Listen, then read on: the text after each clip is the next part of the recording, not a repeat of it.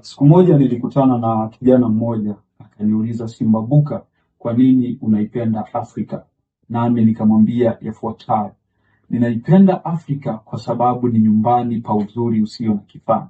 Ni bara lililobarikiwa kwa ardhi yenye rutuba, mito na milima inayotuonyesha ukuu wa Muumba. Afrika ni mahali ambapo jua linachomoza na kutua likiwa na matumaini mapya kila siku.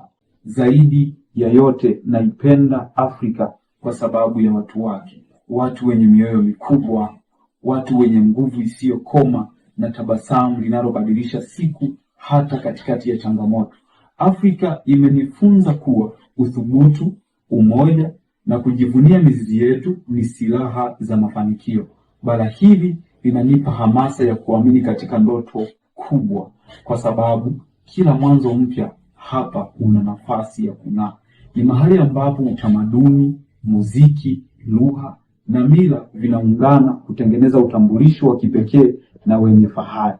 Naipenda Afrika kwa sababu ni hadithi inayoendelea, hadithi ya matumaini, ya kizazi kipya kinachoinuka na ya kesho iliyo bora zaidi kuliko leo. Mimi ni Mwafrika, najivunia Afrika, ni moyo wangu na ndoto zangu zina mizizi yake. Langu jina ni Baraka Silvari, niite Simbabuka Wangumai katika nyika ya Tanzania, the son of Africa.